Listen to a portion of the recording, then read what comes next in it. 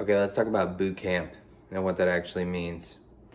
When you're working with a trainer or a facility and they self-identify or market the program as boot camp, that's going to be where you drop your dog off typically overnight for several days or a couple weeks, and then come pick them back up and hope to have a different dog. And in the short term, that might give you what you're looking for, but that's not going to just magically transfer to your home. Like, these people will probably do a private lesson with you to debrief when you pick the dog up. They may do that in your home potentially, but you're going to have to do those things yourself, just as is the case with any of us. Dog training is one of the professions where I essentially teach you how to do my job. As far as I'm concerned, with like the majority of what I do, anybody can do it if they're patient enough, and a lot of people aren't. That has been proven by my experience time and time again, working with teams, working on a team in boarding facilities, doggy daycares, shelters, and rescue organizations, things like that. As far as boot camp goes, the methodology that's being used is most likely going to be what we refer to as aversive or traditional or alpha. Is highly unlikely that they're going to be using rewards-based methods, or using rewards-based methods to the extent that is going to be ethical. So it's really important to understand, to know what you're signing your dog up for when you place them in boot camp. So if you run a risk benefit analysis, if you are aware of the type of learning that the dog is going to be subjected to in this dynamic, but if you are the kind of person that considers your dog family, you really don't have any business putting your dog in boot camp. When I was younger, when I was a teenager, we had a dog that was very fearful. He was a resource guarder, and so possessive aggression. He displayed a lot of possessive aggression, and he was signed up for a novice obedience course. What he needed was not obedience. What he needed was to learn how to trust somebody. And when the chips are down, it's far and away more important that your dog trusts you and trusts the processes and the procedures that you are expecting of them, than it is that they are obedient or that they comply. So we had Reggie in a obedience course. It was a group class, and they were trying to get the dogs to do a stand behavior. And rather than working on that behavior using luring or capturing or any other thing that would be more productive, they had us take the leash and bring it under their undercarriage and just yoke them up so you could facilitate a stand. And so Reggie didn't like that, and he was growling at me, giving me a hard time. And we might as well take a pit stop right here and say that growling is a courtesy that your dog pays you instead of just attacking you. So when your dog growls at you, they're saying, please stop, you're making me uncomfortable, or something bad's gonna happen, or I can hurt you. And so as a human being, like, that really offends the senses. We take that personally. It's like, you're not gonna growl at me, like, not in my home. Like, a lot of the time this is where this is occurring.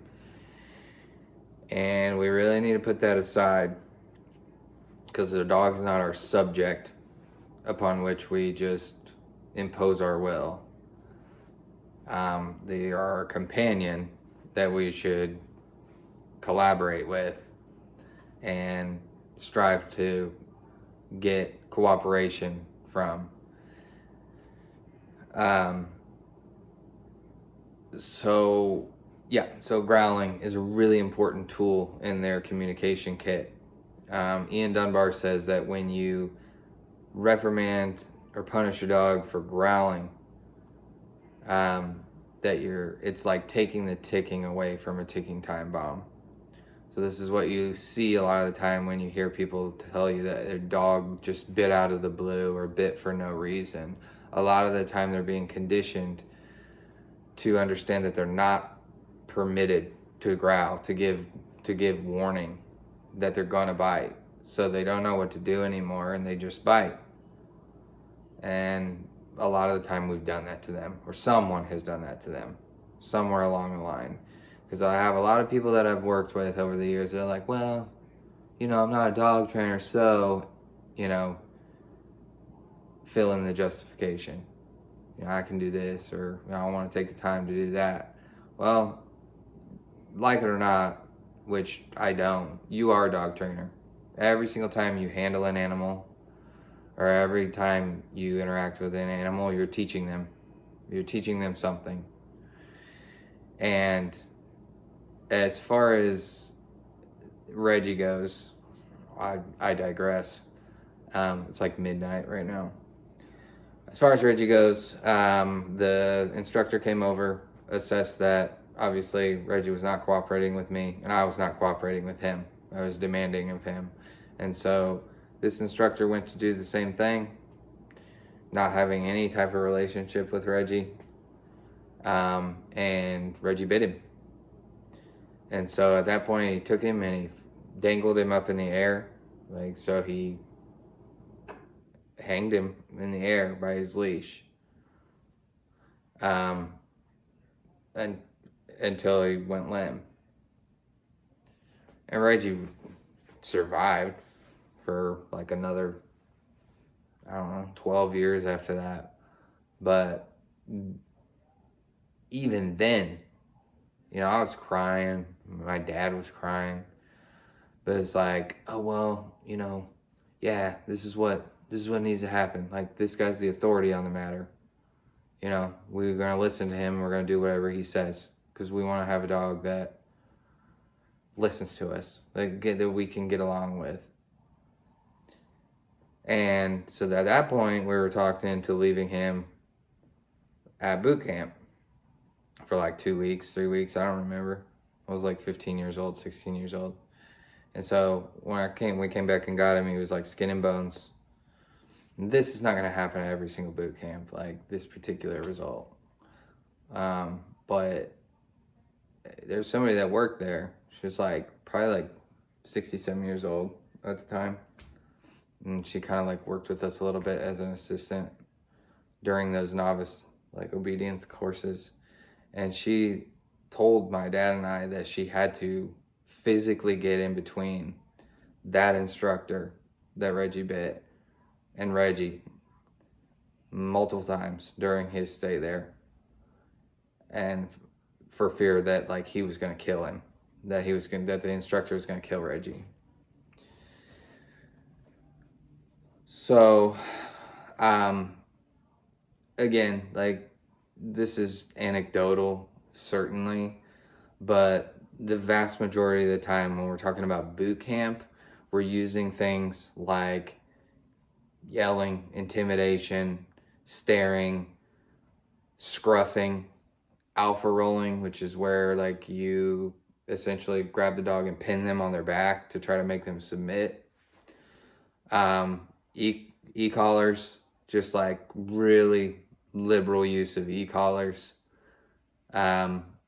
Pinch collars, really liberal use of forceful use of pinch collars, gratuitous use of pinch collars. And this is a much bigger conversation, I'm sure. I've used pinch collars. I do not use pinch collars anymore. I've been called out to multiple homes where they swear up and down that they need their pinch collar to manage their dog, like particularly with walking. Because what that does provide is instant gratification a lot of time, at least in the short term, because it helps suppress behaviors. And suppressing behaviors is a nasty business because the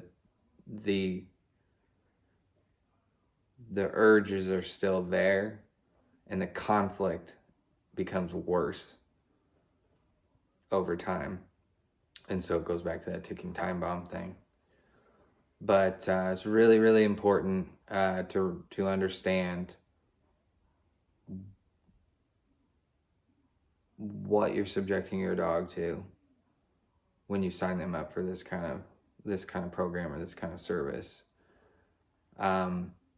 So when you vet this long rambling video that nobody's going to watch, like maybe 7 people or something like that, the takeaway is that when you're vetting a trainer, the most important question that I would say that you should ask as a trainer is, if your dog, you being the instructor, the person providing the service, what would you do if your dog growled at someone, growled at a child, growled at another dog, whatever it may be, growled at you? And if that answer is a reprimand in any way, shape, or form, physical, verbal, then you thank that person and you move on to the next one. Because what you need to find is somebody that is predominantly rewards based. Some people may advertise themselves as positive reinforcement only, and there's really no such thing, because like you have the quadrants of like operant conditioning. There's like learning is very nuanced. So just because somebody uses negative punishment, for example, like by design, like by definition, that is not positive reinforcement only. But usually what they're doing is they're simplifying. Like sometimes they don't know what they're talking about. A lot of times they're just simplifying it, like because it's very boring to go through learning theory with people. But you do want to find somebody that is predominantly rewards based. Look into fear-free certified fear-free professionals. That is like the gold standard for ethical caretaking.